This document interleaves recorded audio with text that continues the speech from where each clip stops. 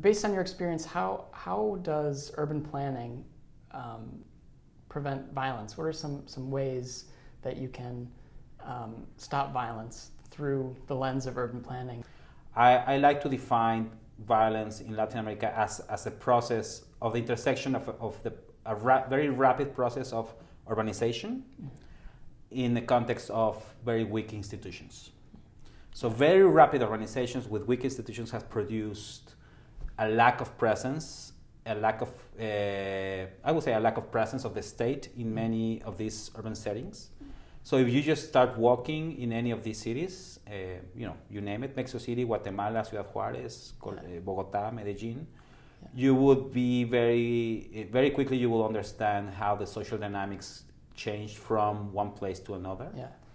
And urban planning is about that. Urban planning is about making sure that the presence of the state is equal for everybody, that you get at least the basic services to really feel that you're a citizen, you're treated as a citizen, and you can then behave as a citizen. And also, I think that plays a big role in how you understand the rule of law and how you comply with the expectations that society has for everybody who lives in an urban setting, right? Yeah. And what was the context you encountered in Ciudad Juárez when you were working in the government? Can you explain sort of what you encountered? My first trip to Juárez, I was really worried about it. It was at the time the most murderous city in the world. Wow, yeah. With a homicide rate that was beyond imagination. It was, I think, close to 200 homicides per 100,000. So really, tough situation.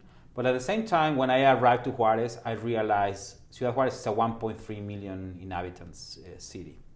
I saw people driving to work on a daily basis, driving their kids to school, doing shopping, running on the street. Yeah. So it became very quickly apparent that even in those circumstances, cities can work. I think one of the biggest lessons we learned was that there's an ecology in these places. Yeah. So this is one of the big differences for me when we talk about typical conflict zones versus urban conflict or crime prevention efforts in this region. Because in this context, you have obviously a great mix of factors playing in the same place. You have mothers working, you have youngsters who go to school, youngsters who look like gang members but are not gang members, youngsters who are gang members but are not violent. I mean, being in a gang doesn't mean that you are a criminal.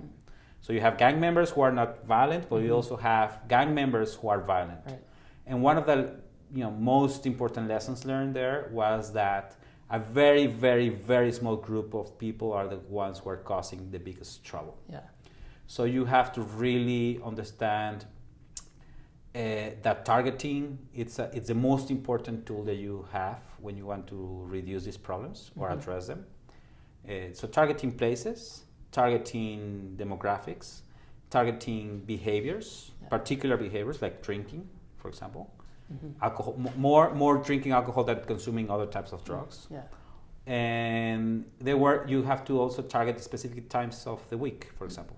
Summer tends to be a more violent season than the rest of the year. Friday nights tend to be more violent.